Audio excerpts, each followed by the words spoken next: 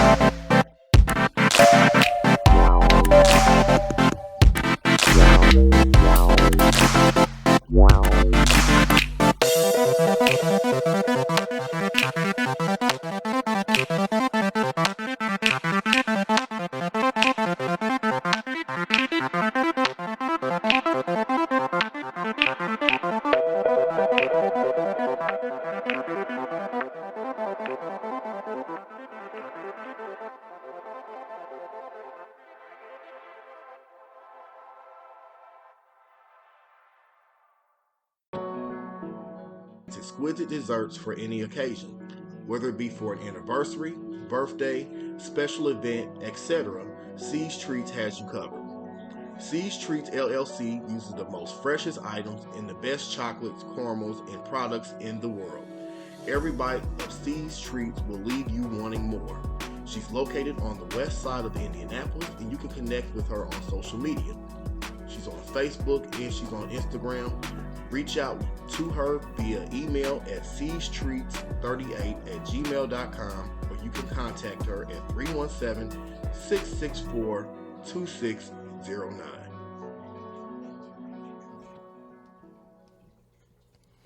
All right, welcome to the T Podcast, episode 8. Today we're going to talk about a myriad of topics. We're going to talk about the monkeypox, and we're going to dispel some myths about that. We're going to talk about what's going on in the news as far as gay rights are concerned. There's a lot of legislation that's taking place that is impacting the LGBT community. We're going to give you a little bit of entertainment as well. We're going to talk about Beyonce. For those of you that don't know, she just released her long-awaited album, so we're going to talk about that and some of the controversy behind that album. Also, we're going to give you a little bit of information pertaining to, I did talk about monkeypox, but we're going to talk about a pastor as well that's been in the blogs, a controversial pastor. Some of you may know who he is. He's called Pastor Whitehead, and last Sunday he was allegedly, and I'm putting that in quotes because there's some controversy behind that, his church was robbed at gunpoint. We're going to break that story down, and we're going to talk about some of the contradictions in what he said versus what a lot of people are saying, and plus his past is also came up in question in reference to that. So with that being said, we're going to introduce our panelists always. We have the lovely Mr. Ethan over here to my left. Miss Ethan, how are you today? I'm well. How are you? I'm doing wonderful. We want to thank you again for showing back up. We didn't scare you off last time, did we? Oh, no, not at all. I am so excited to be back. I'm so excited. So what's been going on with you? Has life been treating you pretty well? Life's been okay, going about the day-to-day life of an American citizen, just working hard and paying my bills. So not too much, not too exciting, but, I get my downtime and spend with my friends like I'm doing now, so. Yes, that's wonderful. And to the left is to my right, girl. Let me get my basic preschool stuff together. Is Mr. Jonathan? That's my baby right here. Hello. Jonathan, how are you today? I am fat and sassy. Ooh, fat and sassy. So how have you been doing? I've been doing wonderful. Wonderful. I actually got over some sickness that I got a week ago, and now I'm playing catch up on trying to. The fun I was going to have last week, I'm now having this week. Awesome. Well, we have a lot to discuss tonight. I guess I will start off with you guys. I already told them what we're going to discuss, but I didn't know if you wanted to go first, Ethan, or Jonathan, or whoever wants to discuss what they want to discuss. Ethan? Oh, okay. Well, there was a story that I was going to tell that happened to me recently with one of my, now ex-friends. We used to work together a long time ago, and we've had disagreements on social media before, and this one that just came up out of, it didn't really come up out of the blue. I've been following a lot of her posts on her Facebook, just, being very, homophobic and bigoted posts that she's posted, and I've, very subtly, made her subject of her own, wrongdoing, I guess, to her, because a lot of the people that are friends with her on her page agree with, the things that she does and things that she posts, but she claims outside of that to be very accepting and very, with some topics very neutral on, but, on the other side of it, here she is, like, posting and supporting things that are harmful and misleading, and just and in the end, the thing that really shocked me is she invoked her religion into it. When I called her out on it, and of course, I have no problem doing that publicly. I've privately messaged her about things, and she's wanted to have healthy discussions with me, and this particular thing, which was about the overturning of Roe versus Wade. And then more and more, we see more and more of these, companies and places of work that, are supporting their employees by giving them, financial aid if they need, to go and seek their health for the reproduction, whether that be abortion or what have you. And this particular post that she posted, I guess, the bank that she banks with and the places where she shops have come out in support of helping these employees get health coverage for their reproduction and stuff like. So she's basically said that she needs to find a new place to bank, she needs to find a new place to shop, and she needs to find replacements for all these things that she. And so I went on there and I told her, this is very petty. I just told her, I said, petty, I was being a little catty and I put a wink face, but she basically took that as an opportunity to completely blow up at me, telling me that, I was, using me as a subject, like, it's not wrong when I speak out against something, but when she does, she's wrong for it, and things like that. And I'm like, well, considering the fact that, you claim to be, she said she was sick and tired of being made a subject for, people calling her a bigot and a homophobe and all this stuff. It's like, no, the stuff that you post on your page says that about you. Mm-hmm. When you say that you're accepting, but you post things that are harmful, to members of my community and so on, that's hypocrisy. That's the definition of hypocrisy. And so I told her, I said, I don't, she claimed to know me, and I'm like, you don't know me, and I don't know you, apparently anymore. So, we should move forward not being friends anymore. So that was me inviting her to do that. And I mean, I don't know. I felt very, it was uplifting for me just because I was going on the defense for not just for myself, but for, members of my community, and, just reflecting on the fact that she's, posting all the stuff that's extremely harmful and misleading and, misinformation and all this stuff. So, I don't know, just very, very hateful. And I didn't know that about her. And that's, for me, that's the sad part. You think that somebody, and then it wasn't until recently that you find out that it's, they're supporting all these things that are extremely harmful. And, and then in the end, when we officially ended things is when she went on, posted something else on her page. And then she starts talking about how people are turning away from the light of God, and it's very sad and all this stuff. And,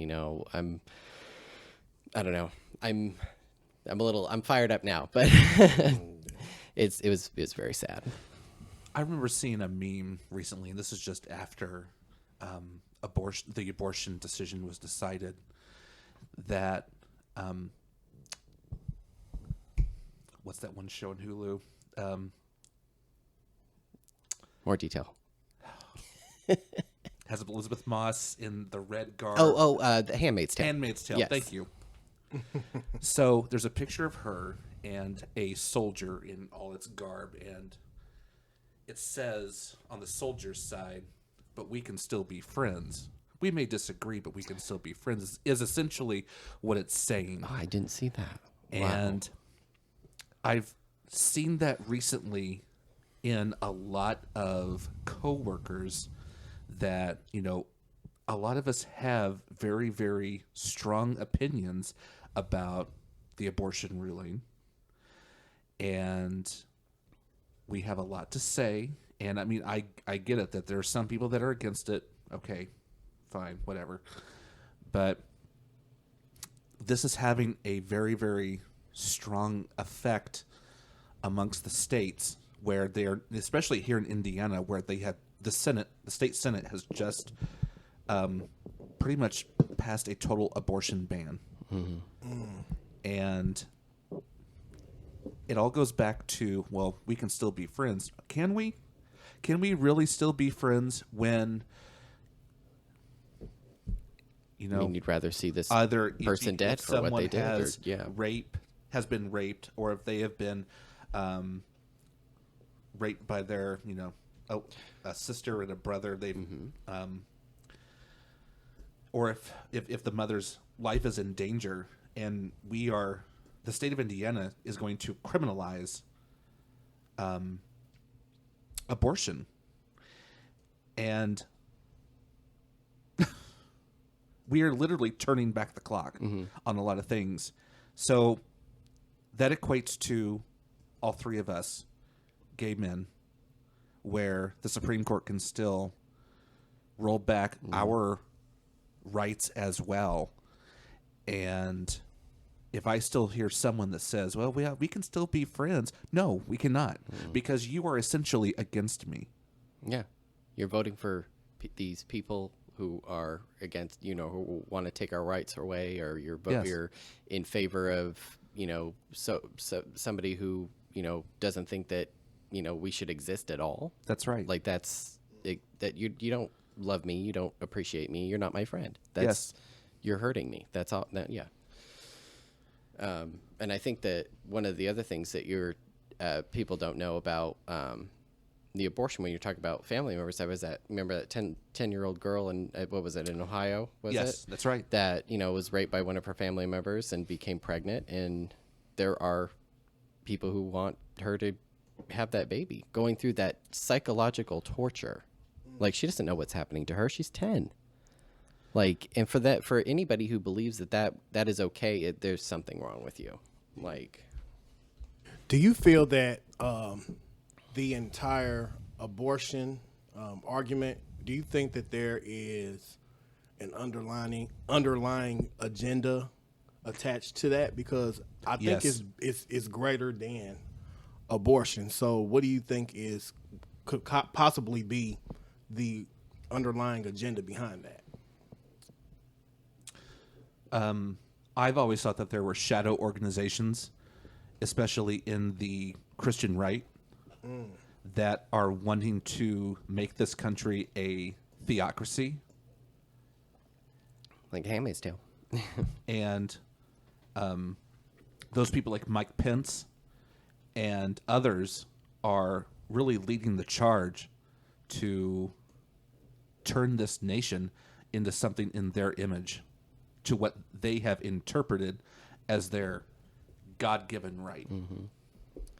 Taking away that separation of church and state as we're supposed to have, just dissolving it as we speak. Yes. Wow, that's very interesting. We want to thank you for bringing that up. It's unfortunate that you had to go through that, but I guess the bigger question that I have is, like, sometimes you walk a fine line, especially, people gonna always have differences of opinion as far as political ideology and just general beliefs, but where do you draw that line to where, okay, I know we have a difference of beliefs, but I'll personally say where I draw the line is like when you're taking a stand or you're aligning your beliefs with something that go against who I am as a person. Like, I feel like, to me, I think political ideology and stuff like that, that's one thing. But when you are aligning yourself with people or political, ideologies that go against me as a human being,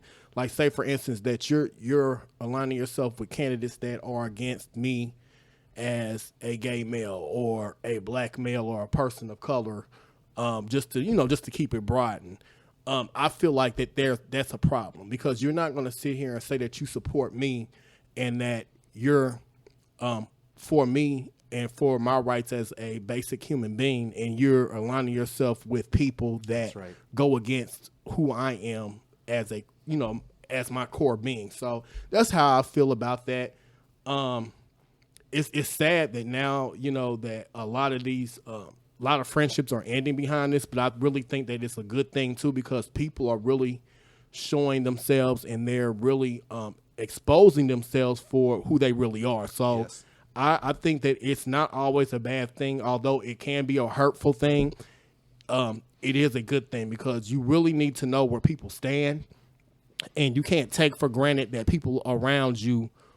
It's always like, especially with gay men, it's like a lot of people use us. It's either they use us as an accessory, they use us as, they just bite off of our culture all the time. But at the core of everything, they really are against us. So I'd rather know where someone stands versus someone being fake and fraudulent and smiling in my face, and I know that you're totally against who I am as a human being. Mm-hmm. So I don't know. So I really think that was a good thing that you brought up, because I think a lot of gay people deal with that. So yeah. Still. Yeah, totally agree. Yeah. It's one thing to discuss the validity of tax cuts or policy when it comes to foreign issues in Afghanistan or Iraq or Ukraine, but when it comes to just us in general, just as people, that, do I have a right to exist? Do I have the right to hold my lover's hand going down the street without any kind of someone just shouting out fag or someone trying to beat us up? That has happened in the past. I don't know how to explain it to somebody who has never gone through that type of experience, and to get them to, just imagine what it would be like for us to just, to go so far backward, potentially go so far backwards, to live in that time again, where we just walk out on the street, and because of what we're wearing and what we look and what we, accessorize with, identifies us in a public setting, for us to be put in a potential harmful situation is just mind-blowing. Yes. It's scary. And, people who, deny that and say, oh, you have nothing to worry about. They don't know. They have no idea. And it's ignorant. And the audacity that these people can just say that, I have a right to my opinion, you have a right to yours. It's like, well, yeah, I guess so. But like, your opinions are misleading because you refuse to listen to the truth. Like this, we live this. This is something that we could be killed for if certain things transpire the way that, at least what I've heard, certain states that, are wanting to put legislation in place to make it criminal for us to be who we are again. Yeah, it's kind of terrifying. It's terrifying. Yes. I mean, it's taken how many years to really gain the acceptance of the general public? Mm-hmm. And even with a lot of people like identifying as LGBT, that's starting to go up. Yeah. And now it could possibly be reversed. They're labeled as not people at all. Yeah. Like, it boggles my mind how people think that they could control us as a community and define us when we define us. Agreed. Like, I'm just at a loss for words at this point. I totally understand. Wow. Good conversation. We're going to move along. We're going to talk about something that has recently been hitting the headlines, and it's very, very important that you guys are aware about this. It's about the smallpox. I don't know if I would call it a pandemic at this point. Monkeypox. Not smallpox. Goodness. Go ahead. That's what it's. That's what it's. It's a family of the. Yes. Yeah. Yeah. So monkeypox is growing in numbers right now. Globally, we're starting to see a rise in numbers as far as this is concerned, especially here in the United States. There has been a lot of misinformation being presented to the public about smallpox, and we wanted to talk about that tonight because there's a lot of stories behind that. We're going to probably dispel some of those myths tonight. That's what I really want to do, and then we're going to also talk about how there's health disparities and there's things behind that in the LGBT community. A lot of misinformation that's being put out there about monkeypox and how it correlates to the gay community, when really this is a virus that is rapidly growing and it's impacting all segments of society. So I want to talk about that. Some of the misconceptions that are out there is, one, that it is something that primarily impacts the LGBT community, particularly gay men, and that is not true. Honestly, monkeypox is a virus that has been around for a long time. This is nothing new. It's not the new, what we call it. It's not the new COVID-19. And this is something that I feel that the Biden administration, they need to really jump on top of this in educating because we don't want this to blow out of proportion like COVID-19 did. So I think that this is something that they don't need to push off and just say, well, this is impacting a smaller demographic group. And the same thing happened with HIV. We know back in the early 80s, 81, 82, what we know of now as being HIV AIDS was originally coined GRID. And it was like gay related. And people just brushed it off. Nobody really cared. And it was something that they just felt that, well, this is something that impacts gay men, the gay community, so we don't really care. But they really didn't care until they started to see that this was something that was impacting their community too. So I don't want this to be a repeat of that, to where we have something that's out of control, that's spreading, and it's because I just don't want to see that. So I think that's one of the misconceptions that are out there right now, that this is something that primarily impacts the LGBT community. And I want to go to an article. I'm going to pull this article up, and it discusses some of the misconceptions that are out there about monkeypox, and I just had it, so I'm gonna have to just pull that back up. Here we go.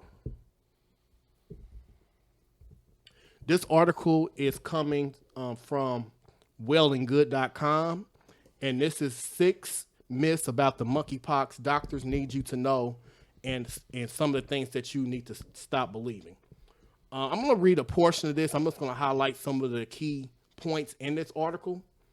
It starts off by saying, you're not alone if you're alarmed by the headlines about monkeypox, a rare infectious disease in the smallpox virus family.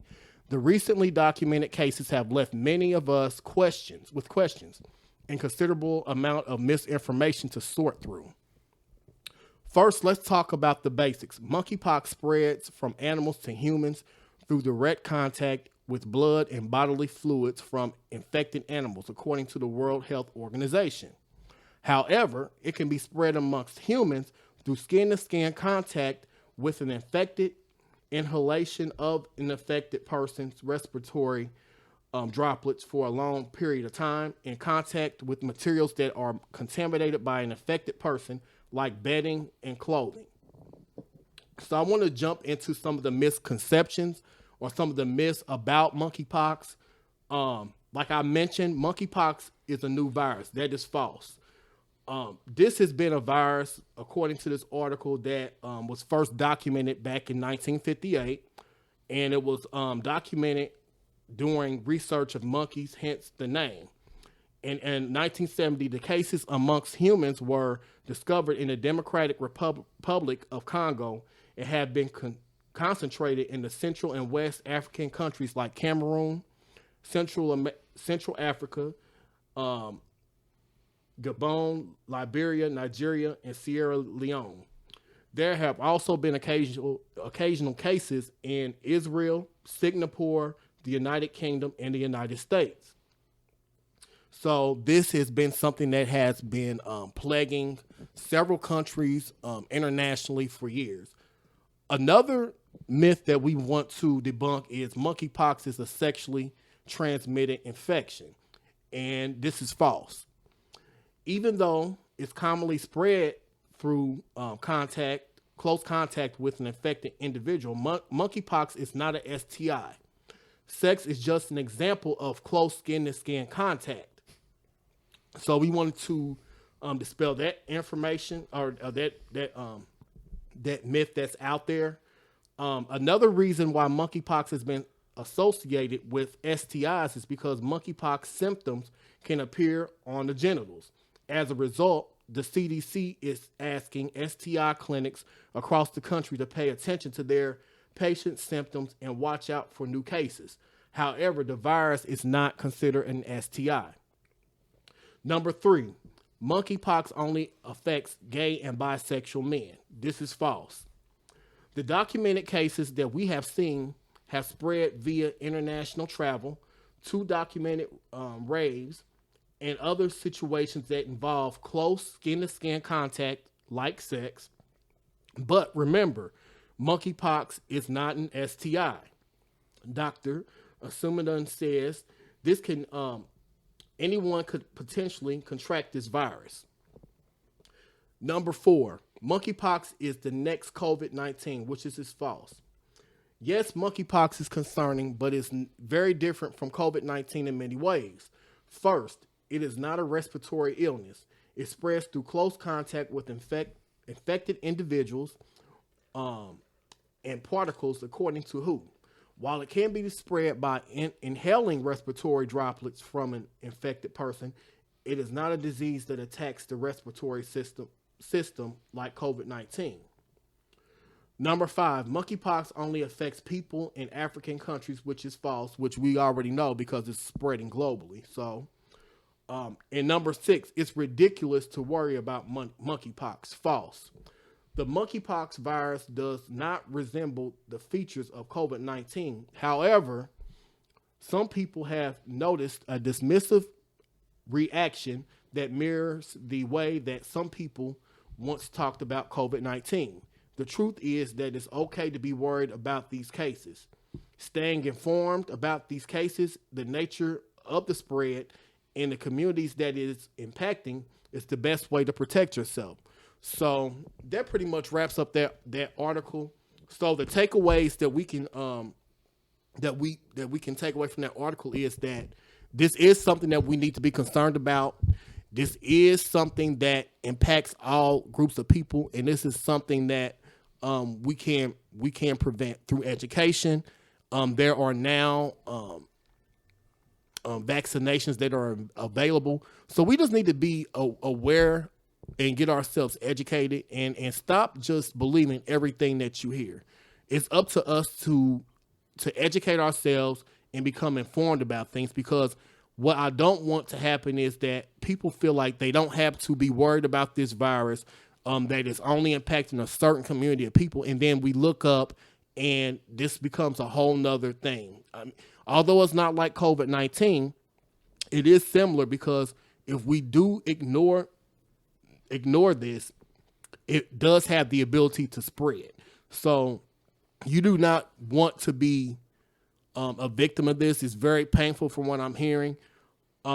It's very serious. And I was reading somewhere that there has been an official, someone that I think it was in a European country. I can't remember the name of the country right off the top of my head, but I was reading that there has been a confirmed death behind monkeypox. So we don't want to take this lightly. No, we don't. We need everyone to be aware and just protect yourself and other people. So that's my biggest takeaways from it. So, I think in terms of misinformation that we need to be vigilant in terms of counteracting misinformation, especially by the likes of Tucker Carlson and certain members of Congress. Marjorie Taylor Greene is a prime example of someone who is spreading misinformation. And I remember seeing an article recently how she is asking and just, I mean, I can't even believe this is even being discussed, on the House of Representatives floor, that she's wondering how children are getting monkeypox if it's strictly a STI, how she has been promoting it.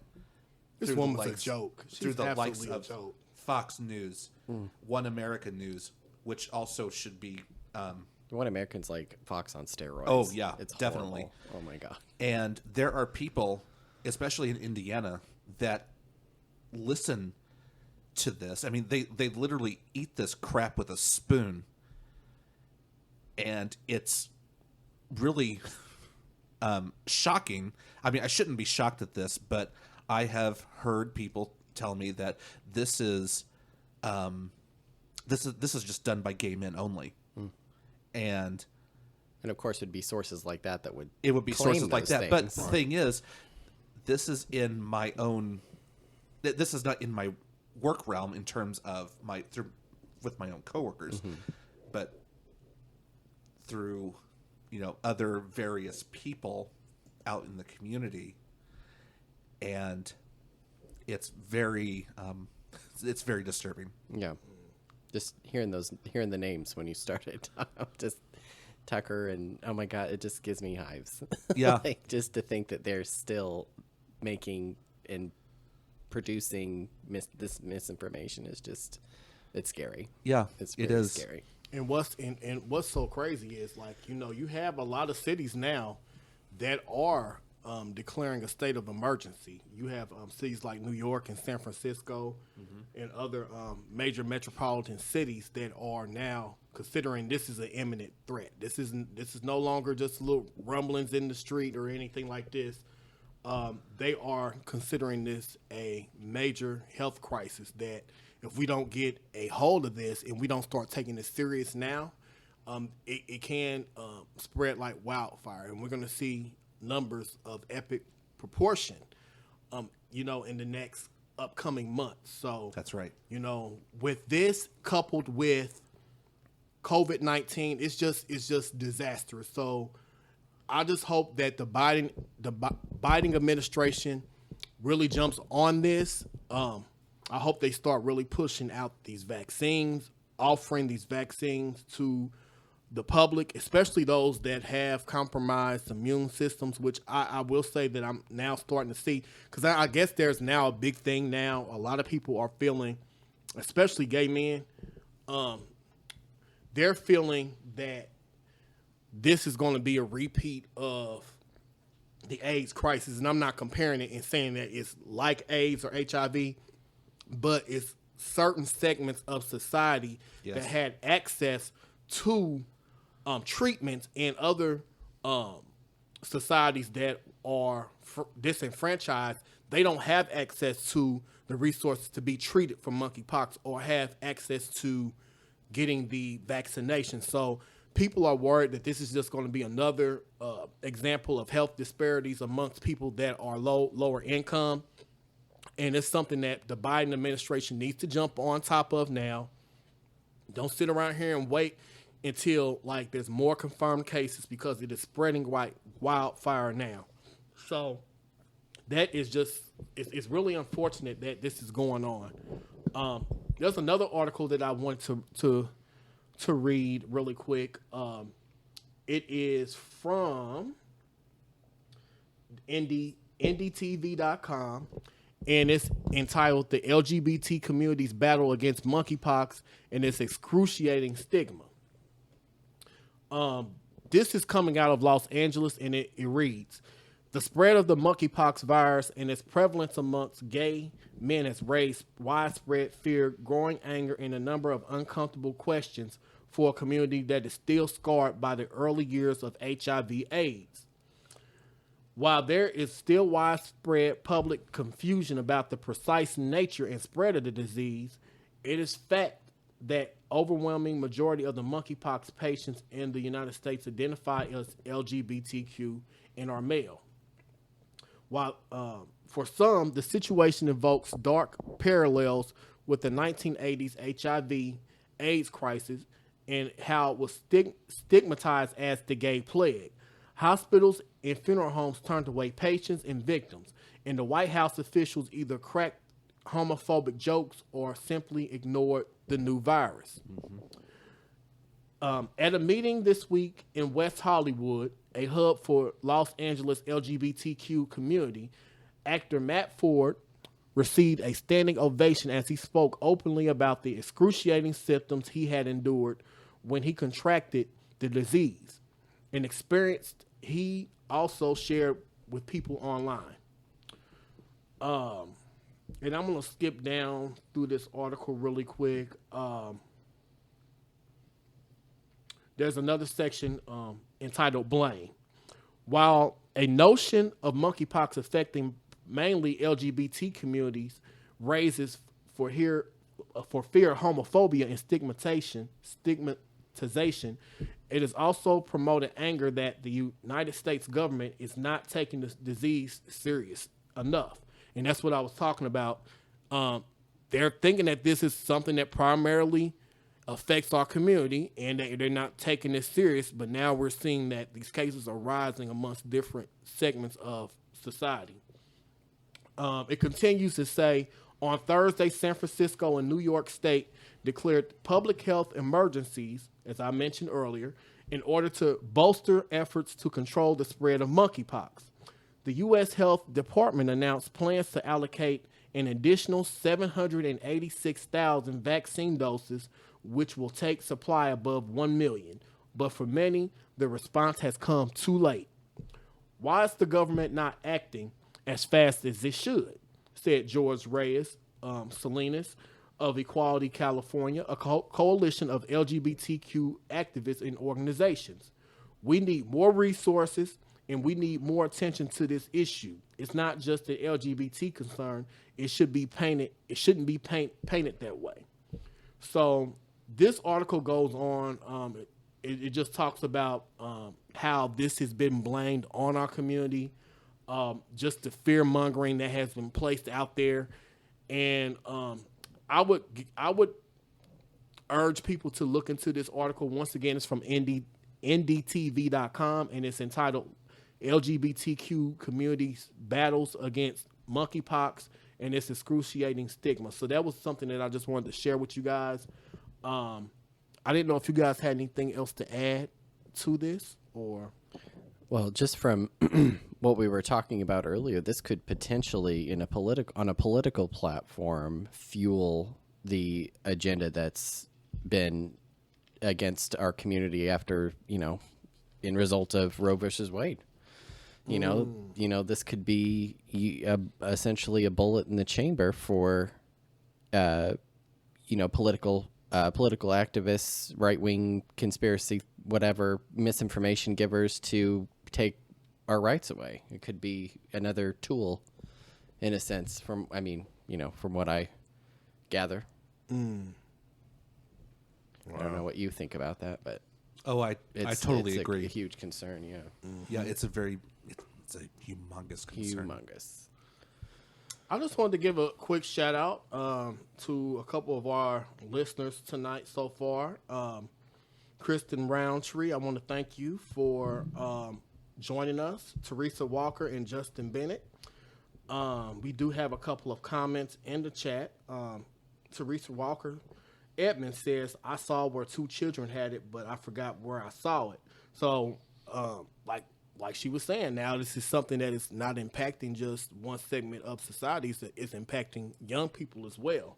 So we want to just thank everybody that's joining our Facebook Live so far. If you have any questions or comments, or if you have something that you want us to bring up on air, feel free to leave your comment in the chat, and we will read your comment on air. Jonathan, I want to go to you because I know you had something that you want to discuss, or you had a particular story, and I want you to frame that reference, and we're going to pull up the clip behind that. This is about close to 2 months ago. This is definitely during Pride Month, where the comedian Bill Mahr, he had something to say about trans issues when it comes to kids, when it comes to teens. And he had and this is during his not monologue, because that's at the beginning. This is at the very end. I think they call it New Rules. And in this segment, he does insert a little bit of comedy into what he's trying to say, but when it comes to people who are trans, he really feels that what is happening with our youth it's trendy, and it's not how an individual feels in their heart. And he feels that people who seek, and also the parents who advocate for their kids, if they do feel that they are trans, to get hormone blockers and other kinds of hormone treatment, that it's wrong. And I feel like I am personally not very wise in terms of this subject, because I don't know a lot. But I feel that Bill Mahr is going to fuel a lot of public perception against people who are trans. And it also kind of leads to like how all three of us, when we first came out of the closet, that's just a phase. You're not really gay. Yeah. Well, how do you know? How do you know what's really going on? I just know from my background, I remember when I was real young being extremely confused about a lot of stuff. Yes. And that just goes back to just from like a psychological standpoint. Just go ahead. Sorry. I identify as he, him, his, as my pronouns. That's me. But someone else who either maybe trans or maybe non-binary, they're going through a whole completely different set of issues. And what, at least in my opinion, what he is saying is harmful and it's hurtful. In terms of physiology, I think that, there needs to be more research, because there's definitely not a growing consensus. There's the school of thought seems to be diverging in certain areas, including from the American side to the European side. And I personally do not know what to say. I'm waiting for the smoke to clear, so we can have more clarity on the issue. And I don't know how you wanted to segue into that. Yeah, well, I'll tell you what. We're going to go to the clip. I was just waiting to get the cue from you. I just wanted to go to the clip. This clip is from Bill Mahr, his show, and it's actually a 9-minute clip, but we're just going to play a portion of it so you guys can get a taste of what he is saying. But once we come back from this clip, we're going to give the rest of our commentary, and we're going to move on to our next story. And finally, new rule: if something about the human race is changing at a previously unprecedented rate, we have to at least discuss it. Broken down over time, the LGBT population of America seems to be roughly doubling every generation. According to a recent Gallup poll, less than 1% of Americans born before 1946, that's Joe Biden's generation, identify that way. 2.6% of boomers do, 4.2% of Gen X, 10.5% of millennials, and 20.8% of Gen Z. Which means if we follow this trajectory, we will all be gay in 2054.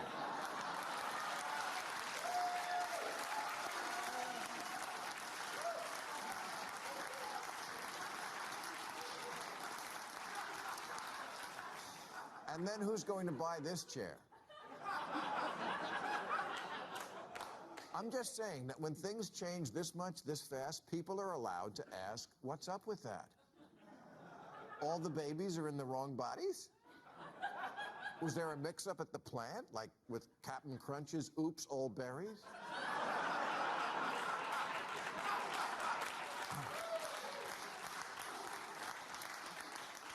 It wasn't that long ago when adults asked a kid, what do you want to be when you grow up? They meant, what profession?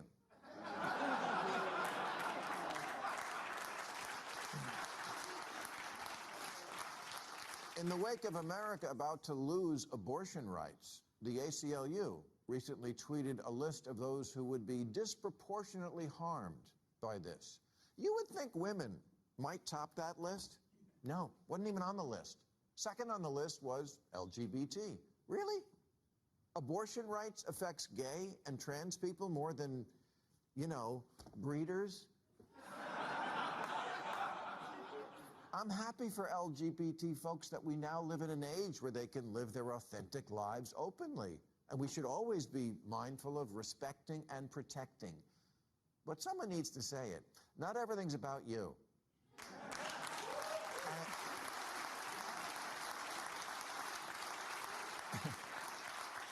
And it's okay to ask questions about something that's very new and involves children. The answer can't always be that anyone from a marginalized community is automatically right, trump card, mic drop, end of discussion. Because we're literally experimenting on children. Maybe that's why Sweden and Finland have stopped giving puberty blockers to kids. Because we just don't know much about the long-term effects. Although common sense should tell you that when you reverse the course of raging hormones, there's going to be problems. We do know it hinders the development of bone density, which is kind of important if you like having a skeleton.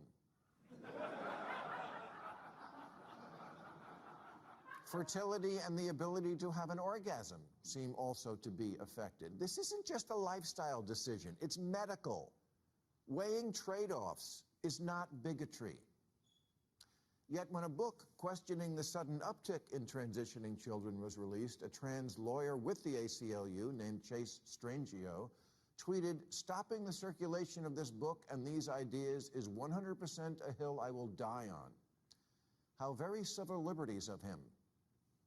Chase, by the way, has just been named one of the grand marshals of this year's New York City Pride March, along with 3 other trans people and a lesbian. What's missing here? Oh, right, a gay man.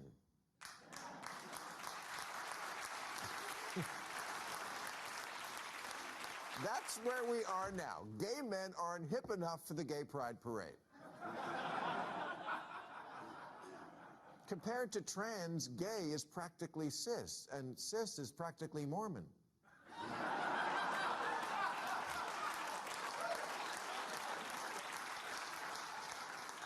And this is a phenomenon we need to take into account when we look at this issue. Yes, part of the rise in LGBT numbers is from people feeling free enough to tell it to a pollster, and that's all to the good. But some of it is, it's trendy. Penis equals man? Okay, boomer. Remember, the prime directive of every teen is anything to shock and challenge the squares who brought you up. It's why nobody gets a nose ring at 56.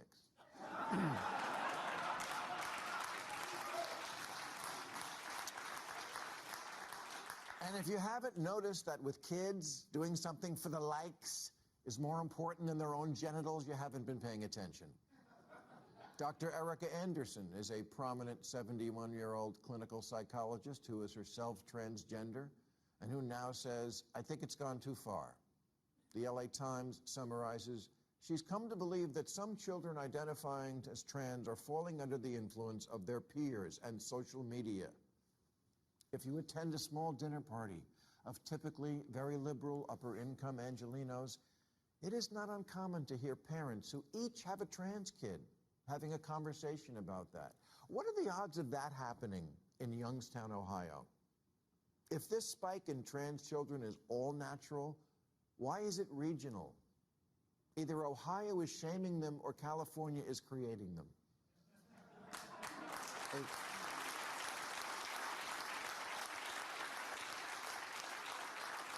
It's like that day we suddenly all needed bottled water all the time. If we can't admit that in certain enclaves there is some level of trendiness to the idea of being anything other than straight, then this is not a serious science-based discussion. It's a blow being struck in the culture wars using children as cannon fodder. I don't understand parents who won't let their 9-year-old walk to the corner without a helmet, an EpiPen, and a GPS tracker. All right, we're back. I just wanted to play a portion of that. I have a lot to say, but since this is Jonathan's segment, I'm going to let him say what he has to say, and I'm pretty sure Ethan has a lot to say, Oh, too. yes. This is the part of, earlier when we were discussing about abortion rights, that it can affect us.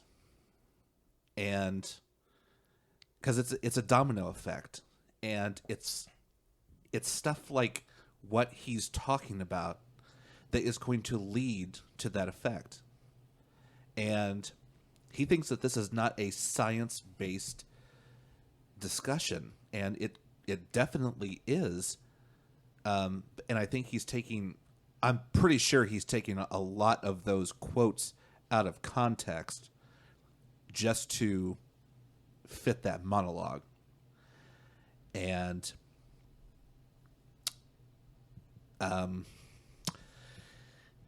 Bill Maher's starting to sound like a right winger lately, with a lot of what he's saying under the guise of free speech. What do you guys have to say? Prepare yourselves. Here we go. Just the audacity. I can just say that. Just listening to this, everything that this man has said has just angered me so much. Just paints him out to be probably one of the most ignorant people I've ever heard in my life. The LGBT community, we're not a petri dish. We're not a test beaker, We are individuals made up of different, whether it's sexual or the way that you perceive yourself as just a human being. And it's, when he says, anything other than straight, it's like, no, it's like we're all human, right? Just, I was going to bring up, there are two documentaries that I've seen in the past. One is Growing Up Trans, and the other one is Born in the Wrong Body, both of which are available for free on YouTube. And I encourage, if you guys haven't seen one of them, I encourage you to at least start them just to get kind of a background. They talk about just the psychological background behind trans youth, and they talk a lot about trans younger than 10 years old, just discovering that they are happier leading the life of the opposite sex. And it's not, we're not talking about experimentation. We're not talking about, we're not cutting up kids. We're not, going that, we're just listening. We're listening to them, whether they're unhappy with, because they're a boy, they need to be, nurtured as a boy by their parents, whether they're a girl, they need to be nurtured as a girl. They see that their children are depressed. They are, they fail in school because they're just so psychologically set aside because they themselves don't know what's happening to them. It's all psychological. And when they start listening to their children and listening to what they want and listening to just a difference, not just of opinion, but like, how they feel as an individual. And when they start to, help their children grow in the way that they want, they see a 100% turnaround in the way that they act, the way that they feel psychologically. And it's just, it's mind-blowing. It's mind-blowing to watch just how, within a very short amount of time, just seeing these kids blossom into the kids that they're supposed to be, regardless of who they are. So when you hear somebody just blatant ignorance just spewing out of their mouth about things that they have no clue, have no idea anything about, because they don't live in that life. They don't know growing up, because that's who they are, and they're secure in that. I'm losing my train of thought, but that's my feedback from that. So, well, to me, like listening to his commentary, it's just, to me, that what bothers me, it's the gaslighting for me. Mm-hmm. It's the gaslighting. Yes. And to me, these are the worst types of allies that you can have. That's why I'm very, very, very skeptical of anybody that always wants to tout off that, oh, I'm an ally. But I need to hear what your politics is, where your politics lies. Because hearing this person, I'd rather you be against the community than be for the community. And it's always these people that claim to be so liberal and claim to be very open-minded. They're the most toxic and the most dangerous, because hypocrites. Yes. Because to me, like, you're acting like you're, and I'm gonna tell you, people like him, I'm gonna tell you exactly what they're doing. That's a narcissistic characteristic. What they're trying to do is gaslight you, and then they'll go get somebody. Now, you went to go get this 71-year-old transgender woman's point of view. She doesn't even identify with this generation, and she came from a totally different time to where her politics is different, because a lot of people that tend to be in her age bracket that are a part of the LGBT community, they have a lot of self-hatred issues because they lived in a time where they weren't widely accepted. So they had to go along to get along, and they had to kind of tailor their politics to, to the point to where, okay, I'm different, but I don't want to be so different to where I'm being outcasted by society, like totally. So that's almost like going to saying that you're for black people. I'm gonna use this for an example, like, and then you go get someone that's a self-hating black person and say, hey, this and this about black people. Well, since they said that, then it must be true. Like that, you can find any person that's a self-hater, or find someone that fits that narrative. You know what I mean? Because there's a lot of people that go along to get along, and there's several people that will. You can find that, but that doesn't mean that point of view that you have is still correct. So to me, like, it's just the gaslighting that bothers me, and the fact that you claim to be, oh, I'm for LGBT rights, and I'm for this, that, but it's always that but that wants that should cause you to stop and look at what this person is saying, because anything that they say before that but is a lie. So to me, I look at him in a totally different light. I've never really felt Bill Maher. It's just something about him that I could never put my finger on. But it's just, to me, those are the worst types of allies that you can have. Like someone that will say, well, I'm for LGBT rights, but then you go off and you're no different than the right-wing Republicans. And I'd rather have someone that I know. I'd rather have what's that saying? I'd rather have an honest enemy than a fake friend, because at least I know where you're coming from, and I can see, I know what to expect from you. That's beautiful. So it's just like that's what I got from him, and I will never look at him the same again. I will have more respect for him if he was just, hey, I don't agree with this community, this, and this, but don't sit up here and smile in my face and say I'm for the rights, and this is another thing they try to do. They always want to use the children. They want to throw the children. Oh, this is an attack against the children. This, that, and the other. Nobody's coming for children, because you guys are the same people. A lot of these conservatives, y'all are the same people that say, oh, we're for children and we don't want them to be exposed for this. And it's the same people that were against abortion. Y'all claim that y'all all for the children and for these babies that are being born. But then once these babies are here, you don't give a damn about them. You don't care where they end up. You don't care if they're being taken care of. It's all about an agenda, and they'll play any crafty game to push their narrative. And that's why I just feel like people like Bill Maher are very, very dangerous, because they try to come to you in the guise of like they're an ally, but then you see right through it. It's not even difficult to see, but you have a lot of naive people that will believe his narrative. That's right. It's like what I told a couple of people that, in just like a family setting where they have like a member of their family that is part of the LGBT, they're like, well, I accept you for who you are. But, and then they go off and you're not like them. They'll they'll vote for somebody that, harms somebody, or they preach against it. It's like, you can't live a double standard and preach acceptance. Like, that's not that's not a realistic thing. It's funny that you bring that up because recently when the House of Representatives voted to codify same-sex marriage into law, there were 157 Republicans who voted against it. I think that's the number. It was a pretty high number, and there were 47 Republicans who voted for it, which honestly, that's kind of earth-shattering. But nevertheless, there was this one congressman from Pennsylvania who voted against same-sex marriage and then flew to his son's wedding, who is also in a same-sex relationship. Oh, wow. That's just...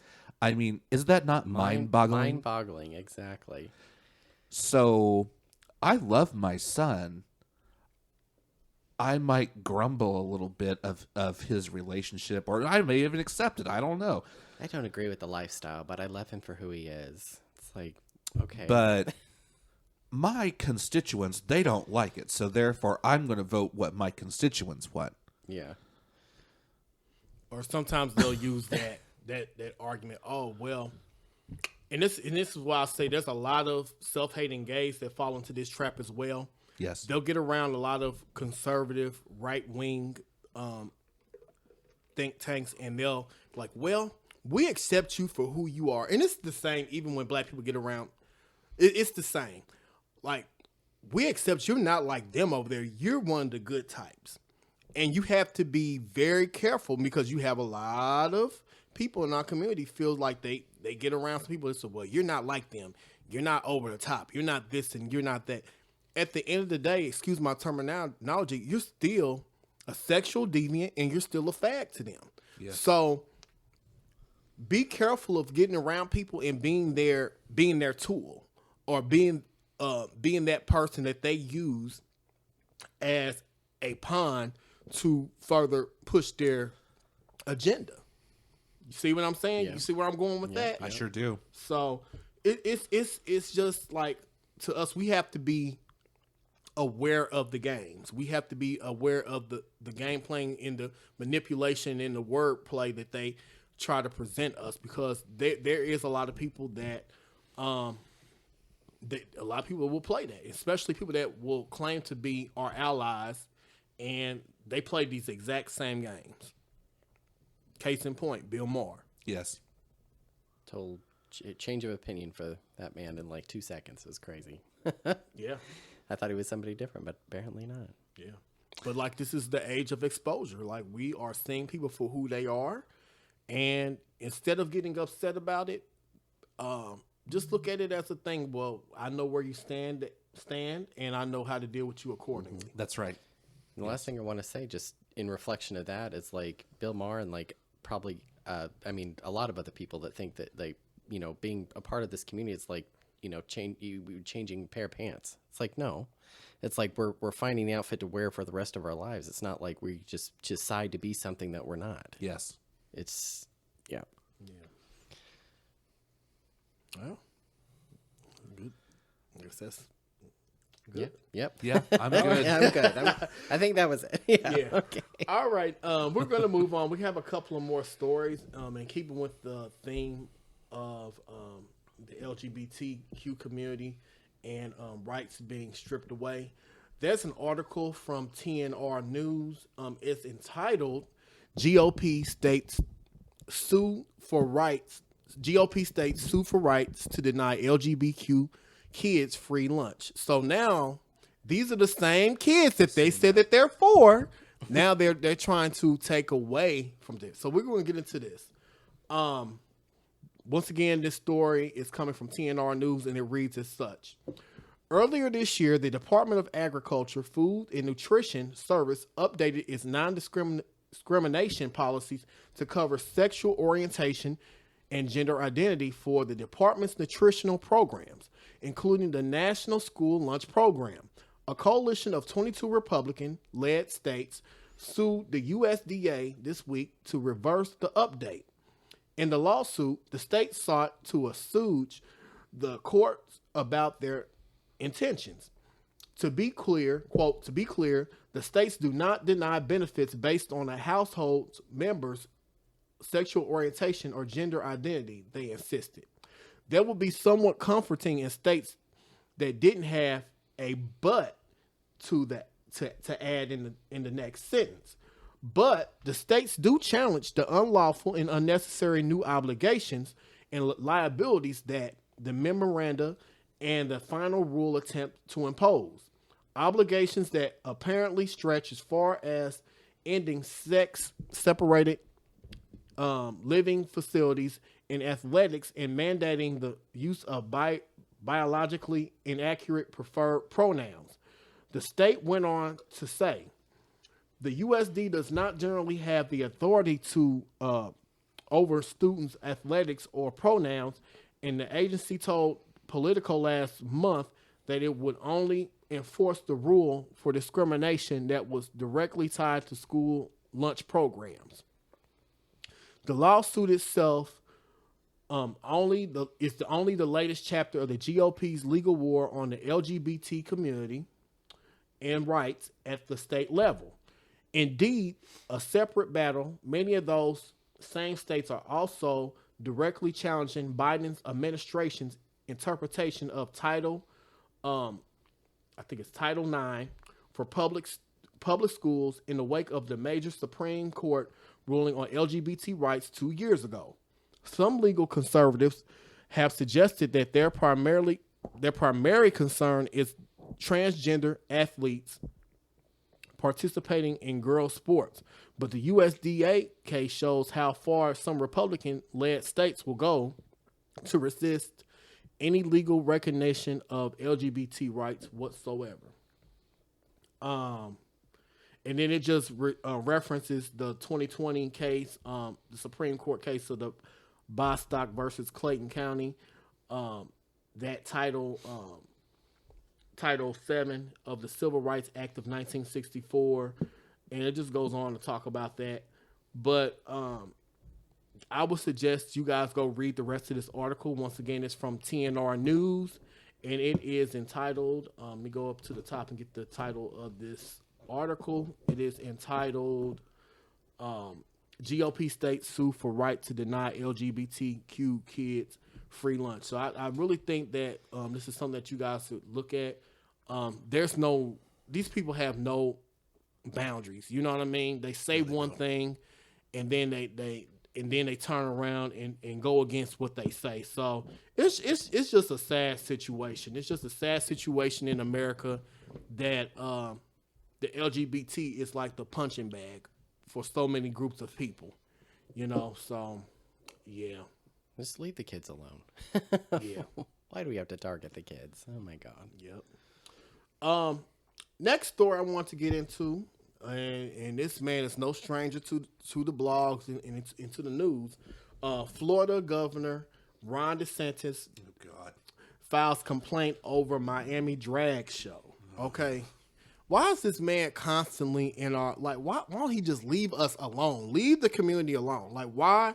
It just makes me wonder, is there something going on with this man? Like, it never ceases to amaze me. These people that are so enamored with the gay community or that are so against the gay community, it always comes out that they have some involvement or some type of personal vendetta because there's someone in their family or they themselves are involved in the same activity that they're against. So it just always questions, you know. But anyways, we're going to get into this article really quick.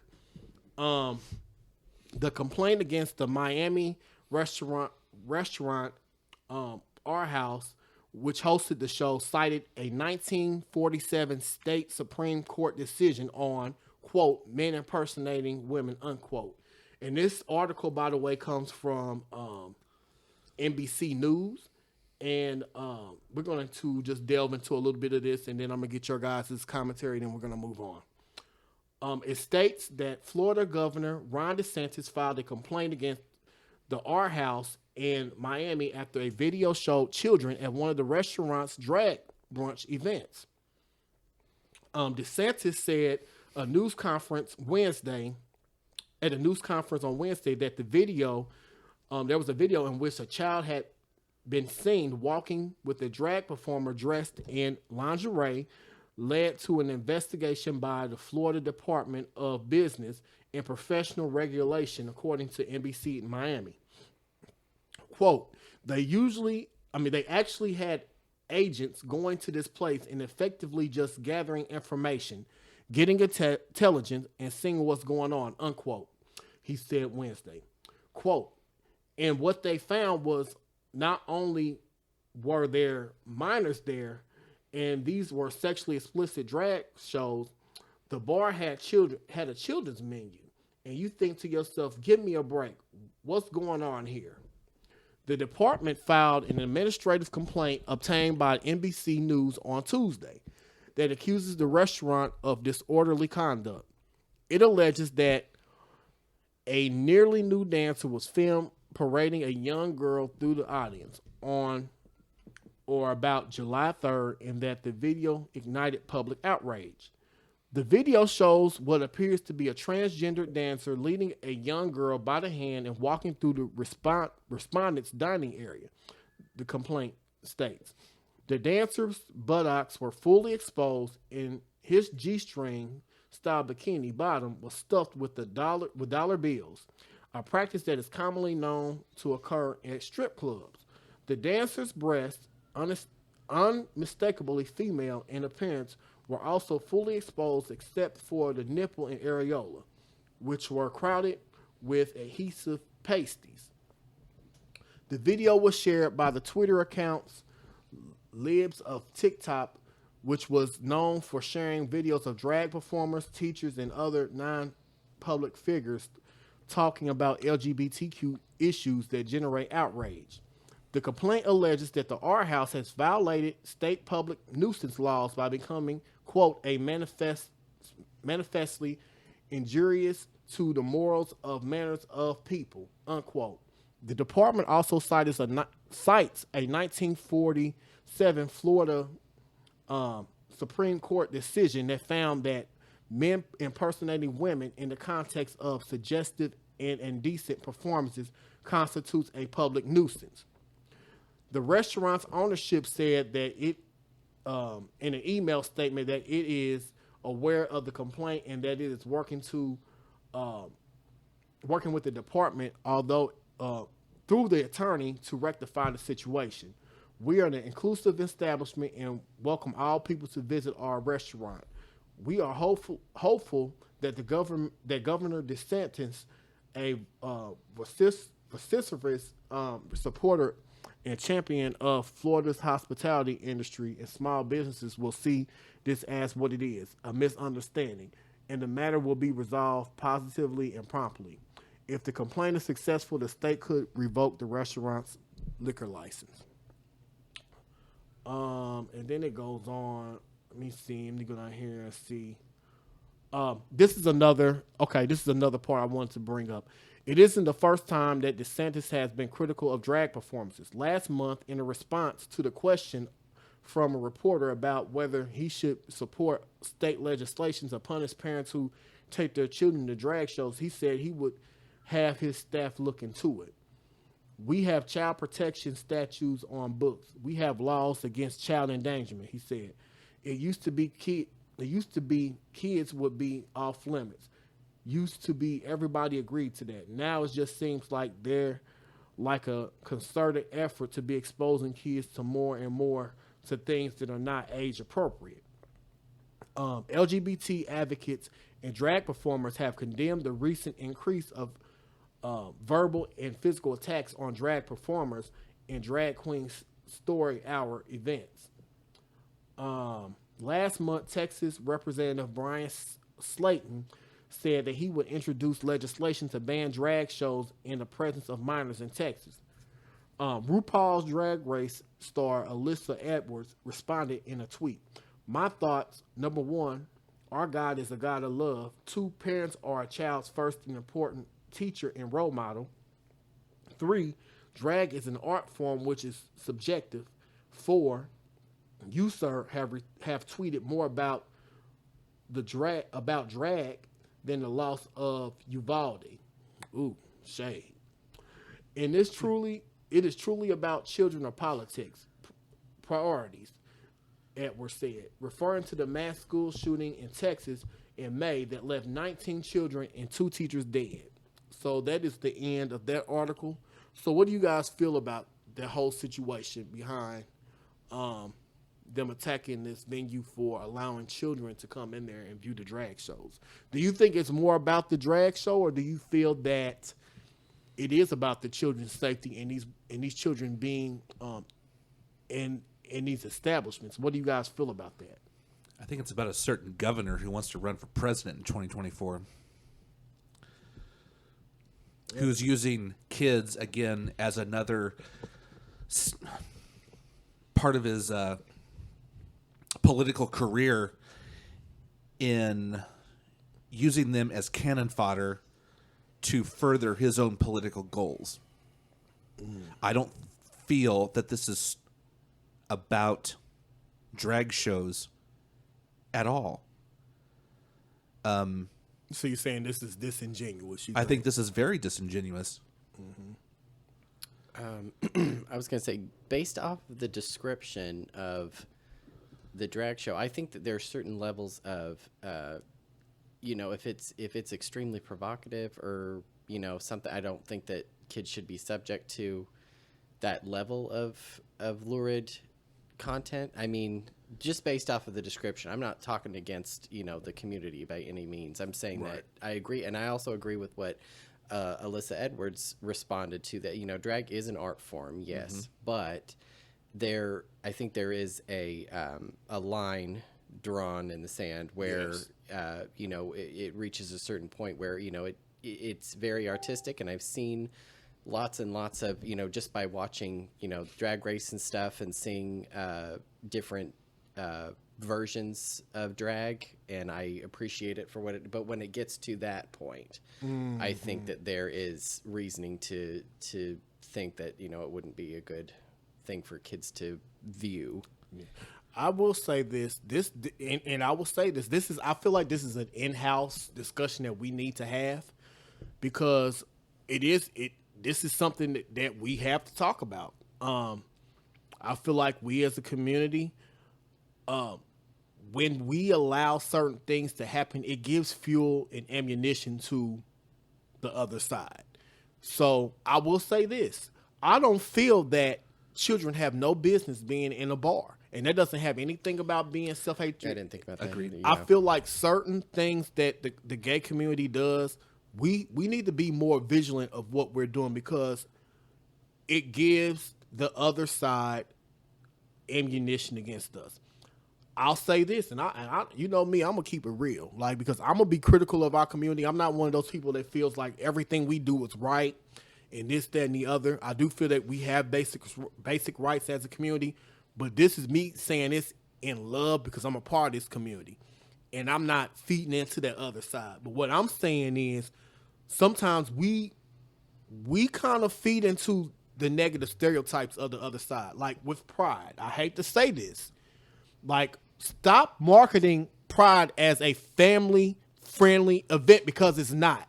It's not, and it's fine that we have events that adults can embrace who we are, but let's keep it real. With some of the stuff that goes on at Pride, children don't need to be engaged or exposed to that. That's just how I feel about it, and I feel like we as a community, we can't. I just feel like some of the debauchery that we do kind of fuels into the other side. Like I feel like we can have respectful, we can have like events, Pride, festivals, and parades without being so debaucherous. You know, I feel like that is what really fuels, especially the right wing, people from the far right. I think that kind of proves their point when we don't look at stuff like that. You know what I mean? And then we want to involve children in it. But I feel like even with that being said, they just use that as a way of pushing their agenda. They don't care about the kids, but at the same time, they do make a valid point. And I feel like we as a community, we got to have that tough love conversation. Like some of the stuff that we're doing, we have to chill out on some of that stuff because it's really making us look bad as a community, and we have to check ourselves. We can't expect nobody else to check. We have to look at ourselves, and we have to come together as a community.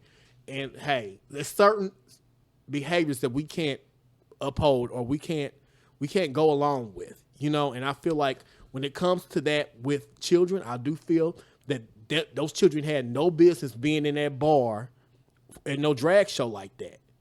And you know what the narrative is about our community, so why would you do that? Like we kind of offer ourselves up as a sacrifice sometimes when we do stuff like that. So I don't know how you guys feel about that, but so brass tacks.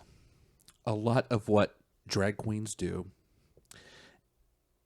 from a night standpoint, it is about adults doing adult things.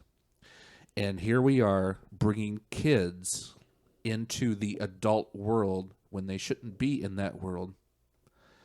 And I'm not just talking about drag queens in particular, but I'm going to, and I will give more examples. I don't want to say that drag queens are creatures of the night, and I don't think creature is the right word, but it's the only thing that really fits at the moment. A drag queen is there to entertain in the gay world. And they do certain things to shock the senses. And eventually, you know, if that and if a lot of them don't bring that shock into the light, into the day, especially when it comes to like drag time story hour, or like in this instance at drag brunch, I mean, if they keep it very PG, personally, I have not seen it because you know, well, I've worked nights, so I was never really up during the day. But if they do keep it PG, then I'm okay with it to a degree. If they start as the article was saying, start sexualizing themselves, we are causing our own we are giving the other side ammunition. And then let's talk overall in terms of gay and lesbian. Like, when it comes to pride, like, why do kids have to see a 21-year-old man in a jockstrap? Why does a kid have to see a lesbian with her tits hanging out, just with tape covering her areolas? Why are kids subjected to that?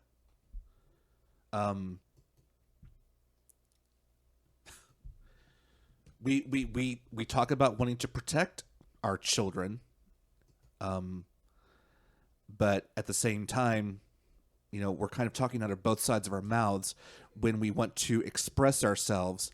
And pride, for a lot of people, it's about expressing themselves, and I totally get that.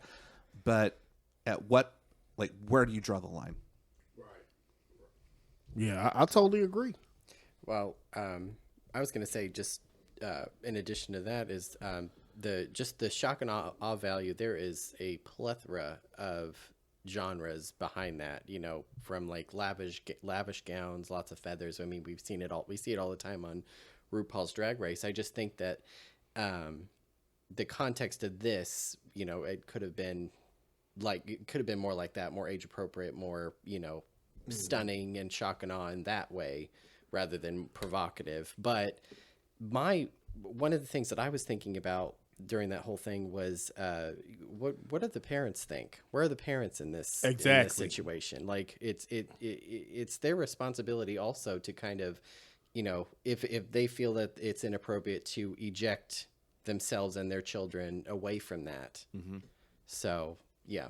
So let me ask, so what you're saying is they should be looking at more so in this situation, they should be looking more so at the parents than the actual establishment itself. I think so. Yeah, and I agree with that. That's a good point of view, because I feel like, that's an adult-only establishment.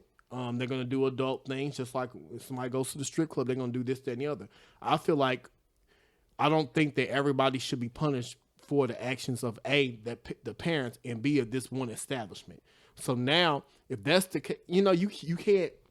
So they're allowing one bad apple to spoil the bunch. Is that what you're saying? Pretty much. That is part of what I'm saying. That it also goes the establishment also can take a large part of the responsibility for allowing that, even when they know that there are going to be kids present, maybe discussing with the performers, like, what type of show are you going to put on? Like, getting kind of a background so they can make it age appropriate for where, because, there's going to be a lot of stigma from the public targeted at them for that also. So, I mean, and let me be clear that this doesn't speak for the majority of a lot of gay establishments, because a lot of gay, they don't play that. Like, if you aren't of age, they're not going to have kids in there, and they're going to be very protective over the children. And I know a lot of gay people that are parents, they will kill over their kids. Like, they don't play that. There's a lot of people in the gay community don't play when it comes to kids. So it just, to me, I just feel like, again, like I mentioned earlier, we oftentimes, like a small group of us, we make it bad for the majority, and that's with any group. But we have to be more mindful of what we're doing out here, because you don't know who's watching. Because in that article, they were saying there were people watching, just staking out that joint, trying to find something. They were trying to find something, and you guys played right into their hand, like you really did. So we just got to be careful and be more mindful of what we're doing as a community if we want people to take us serious. So that's all I had to say about it. And talking to the just so everybody knows, I'm not a parent, but talking to those parents, you have to know when to change the channel, turn the TV off, turn the page, when it comes to protecting the kids, Yes. because there's a lot of stigma, and there's a lot of these politically fueled agenda, thinking that we're sexualizing our children. We don't want to. Well, Yeah. in all fairness, that our kids are being overly sexualized anyway. Yeah, in that is true. traditional media. Yeah. Through and I hate to use this as an example, but let's just say, let's start with Cardi B. Let's work our way down to Madonna, and even further back than that. But it's more the fact that our kids are just getting overly sexualized anyway, regardless of this one bar. Yeah. So it's happening anyway. Right. Well, one of the sad things is that our community is targeted as It's always a targeted. prime, reasoning for that, which I think is ludicrous. We are always a scapegoat. Yeah. And Where we are. I would say the heterosexual community should also probably really look into themselves as, well, maybe we are also, a factor into sexualizing our children. Yeah. Wow. It's good engagement, good conversation. We're gonna move on. Right now we're at the minute and 31 mark, so we have a little bit under 30 minutes. So I'm gonna get through the rest of these stories. We have a couple entertainment stories I want to get to, and we have a couple other news stories I want to talk about. And one of which is there's an article that came out through NBCnews.com and by way of Yahoo News, and it states that more than 1 in 8 LGBTQ people still live in states where doctors can refuse to treat them. So, this article states, and this was written on July 28th. It states that South Carolina became the 7th state last month to permit healthcare workers to decline to serve people if they feel doing so would violate their religious beliefs. Shameful. As a result, more than 1 in 8 LGBTQ people now live in states where doctors, nurses, and other healthcare professionals can legally refuse to treat them, according to the movement Advancement Project, an LGBT think tank. In addition to South Carolina, Mississippi, Alabama, Arkansas, Tennessee, Ohio, and Illinois have similarly placed measures in which this can take effect. The advocate and legal experts say that the laws will further raise the barriers to health care for lesbian, gay, bisexual, transgender, and queer patients. And I'm going to scroll down here and get some more of this. There was a study in 2019 that found that 16% of LGBTQ adults and about 1 in 6 reported experiencing discrimination in healthcare settings.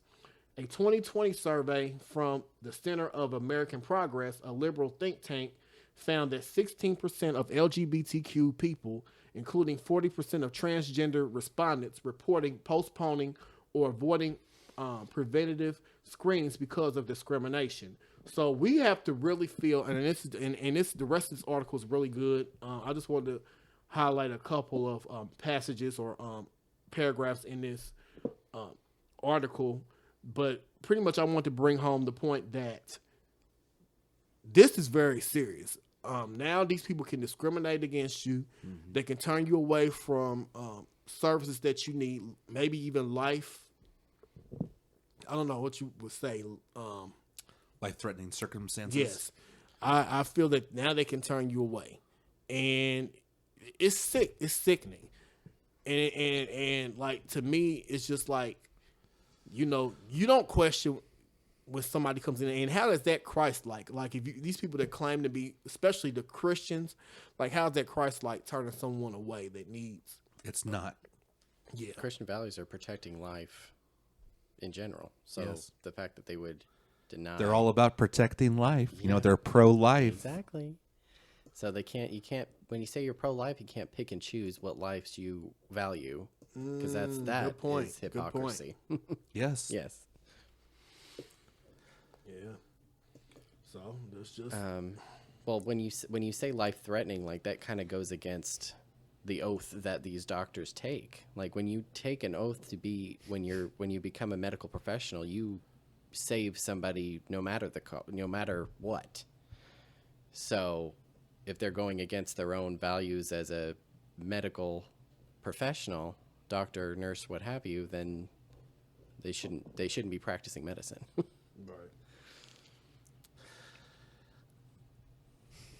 Boy, this is. I know you're in this world, so Yeah, I am. So please, I'd love to hear. I am very fortunate to work for organizations that accept everyone.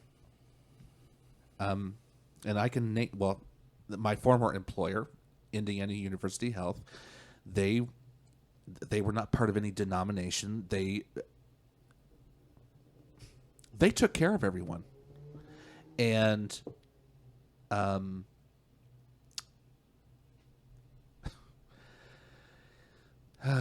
it just goes back to, the days when, a lot of doctors and healthcare organizations would just refuse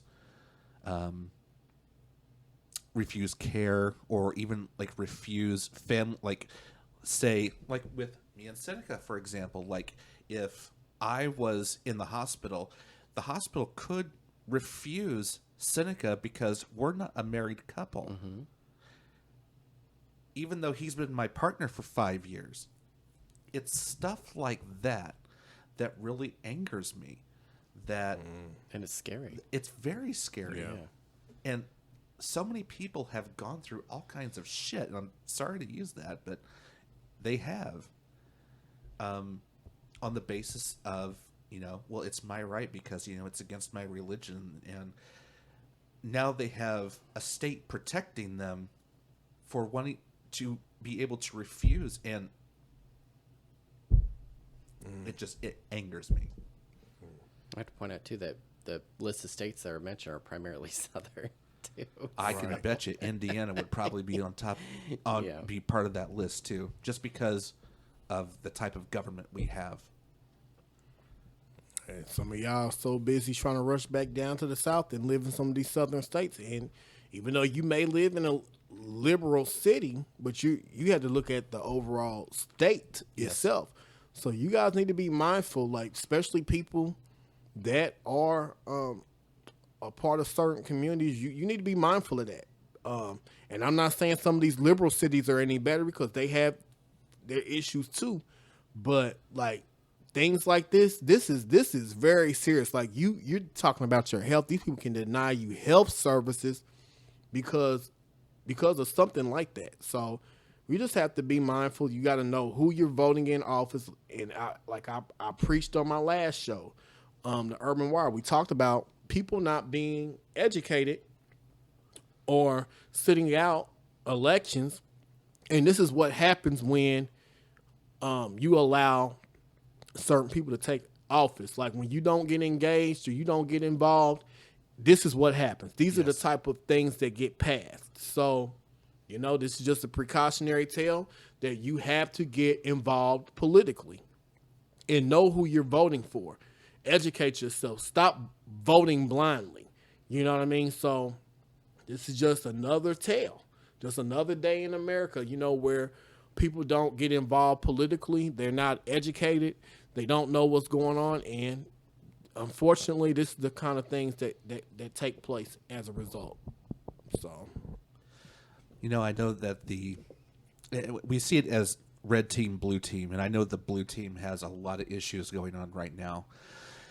But to me, the red team is much more dangerous than they have ever been in the past.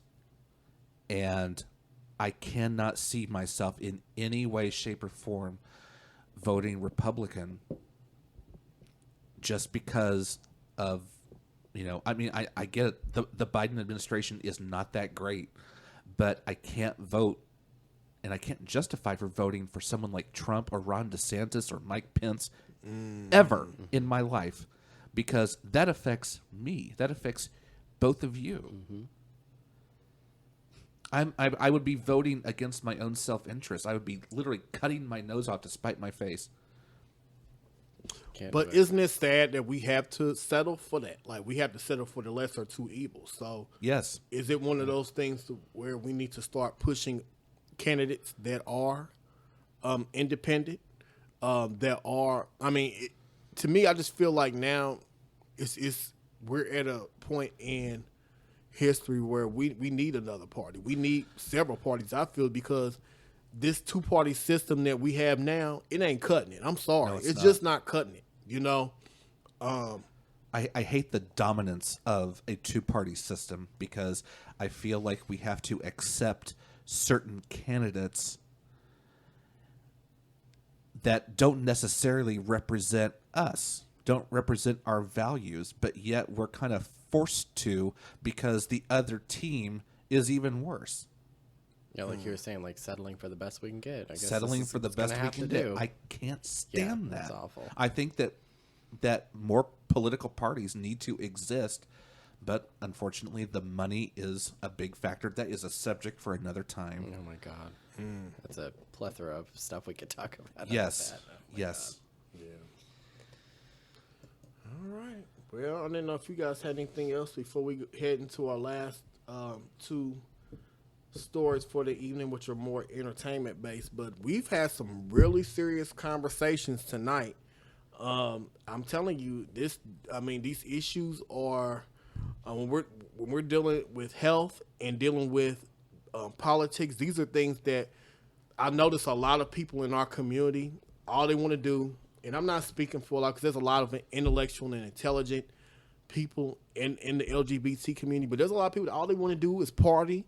They want to do drugs, drink. They don't care about this stuff. I know people like that now. They don't give a damn about anything. And what you fail to realize is like this is what happens when you want to live your life with your head buried in the sand. These are the things that happen. And it just makes me sick that it's so many of us that we don't care about what goes on. And I really think that maybe sometimes we just want to escape reality because, the reality is very grim. It's very, a lot of shit that's going on and things that have been done to our community.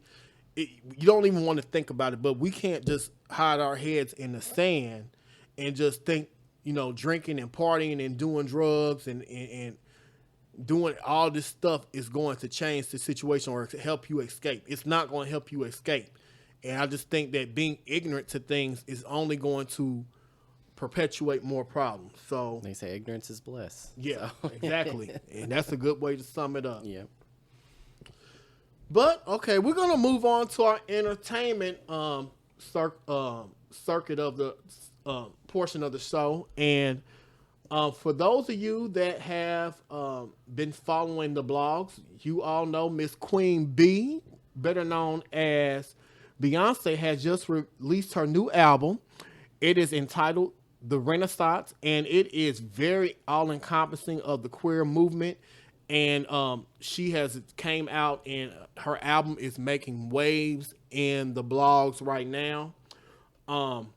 Some of the takeaways, there's been a lot of people that have talked about this article, but we're gonna go to a couple of articles about the motivation behind this album, and we're gonna talk about some of the controversies behind this album as well.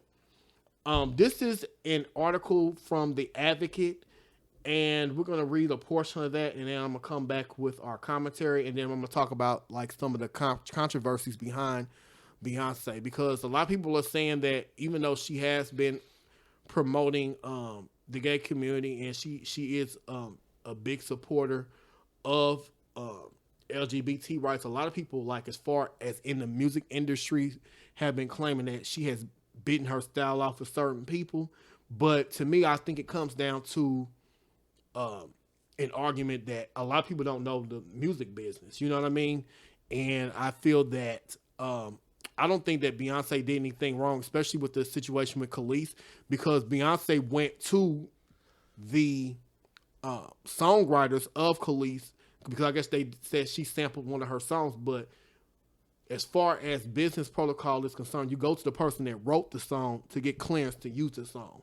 So I just feel like a lot of people need to learn the business of the industry, because a lot of people are still being hoodwinked. You know what I'm saying? But we're going to get more into that in a minute. But this article from The Advocate reads, after 6 years, Beyonce released her album on Friday, Renaissance Act 1. So this is going to be the first of several installments. This particular album. This is first of a promised 3-part project. Created during the pandemic, the star set out to create a project that allowed her dream to find escape. As such, she worked to create a safe place, a place without judgment, a place to be free, perfectionism, and overthinking, she wrote in a note. A place to scream, release, and feel freedom. References to the LGBT community are found throughout the Escapist album, as it is a work of queer collaboration. Most notably in her song "Cozy," the second part of the album, Bay paints the colors of progress in the pride flag. As a fan noted on Twitter, the flag, which is an updated version of the original design, aims to bring the forefront of marginalized LGBTQ people of color, trans people, and those living with or have lost people due to HIV and AIDS. So pretty much this is a big project of hers. She's done a lot of her first single from the album, Break My Soul, was a tribute to the house music movement in the community. So a lot of people are giving this album really good really good marks, high marks, and it's really hitting the charts right now. It also mentions in this article that the album comes full of samples of LGBTQ talent as well. And they said in Cozy, she uses the voice of T.S. Madison, an equally legendary trans entrepreneur, host, and actress. And I guess they were saying how she is also, this album was influenced by Big Frida as well. So this is something I would definitely I would suggest people go out and support this album, especially if you are a part of the LGBT community. This is definitely a historical album. I plan on listening to it. I've heard the first single and I really liked it. So I'm really going to support our sister Beyonce. She's making waves out here as always. So yeah. But there has been some controversy behind her album, as I mentioned, because there was a singer by the name of Kelis, and she's not really mad at Beyonce. She's kind of kind of upset with Pharrell. I think it was Pharrell, because I guess when she was with she used to do music with them and stuff like that. They didn't reach out to her and let her know that this was going on or whatever. So she didn't even know that this song was being sampled until it actually came out. So Kelis called out Pharrell Williams, who wrote and produced the 2003 hit Milkshake, for not informing her that her song would be used on Beyonce's new track called on her new album called The Renaissance. So there's been some controversy behind this. I'm not going to really get into it. There's been a lot of people that now. Also, I just want, before we go, I want to talk about another story that's been in the blogs. It's about this pastor, Lord have mercy. His name is so-called Bishop Whitehead, and he's from New York. And this past Sunday, his church was held up at gunpoint, and a lot of people are giving him the side eye, because looking at the live stream that took place, there was a lot of just questionable things that was going on. It seemed like it was almost staged, and they were saying how this guy, and I seen the Google, like I guess the Google image of like where this church is. It doesn't line up with this man's lifestyle. Like this is like a dirty storefront church, and this man is coming to church wearing almost $500,000 worth of jewelry every Sunday, and that's not even including what his wife is wearing. And it's just almost just like it was just like it was staged. I don't know if there's some type of fraud going on, but upon closer, just looking at this guy's background, he has a lot of history. Like he's had a lot of run-ins with the law, a lot of run-ins with other people as far as like fraud, because they say he does a lot of real estate investing and stuff like that. There's been people that have alleged him investing with him and him just taking off with their money. And this is after him doing stints in prison. You know what I mean? So, and there's been a lot of people that have been questioning him, and like he's been out here, supposedly he's a bishop, but he's out here on the blogs cussing people out, going in on people. One of which was a blogger by the name of Larry Reed. He went on his Facebook Live cussing him out, calling him a faggot. And then there was this other prophetess. She was on the live too. Her name is Genesis, prophetess Genesis, and he was calling her Miss Piggy, just going in on them, and he was accusing them of laughing at his wife and his children being held up at gunpoint when nobody was laughing at him at that, because you couldn't even really see that on the camera. So nobody was laughing at that situation. They were laughing at how this looks staged, and just laughing at you have all this money, you taking in all this money, but yet your church looking the way it looks. They said the church was looking real ghetto, real cheap, real cheesy, and it's just like your parishioners don't deserve more. Like they're paying all their tithes, and you have all this money and all this jewelry, and you have all these vehicles and stuff, but you can't even have a nice place of worship for these people. You know what I mean? It was just so many questionable things that were taking place, and the way that he has been carrying himself, people just pretty much told him that he's a joke, pretty much. Sounds like a knockoff Creflo dollar.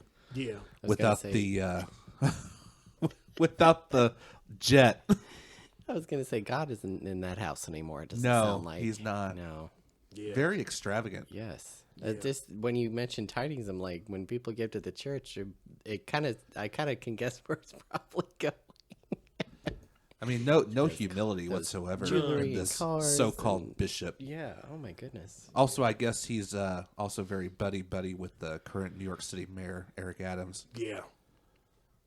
It's sad. I really think that the FBI really needs to look into this, because something's just not adding up to me. Yes. And it's just like, this guy gives me, I hate to say this, he reminds me of Puff Daddy. Like, he reminds me of a religious Puff Daddy.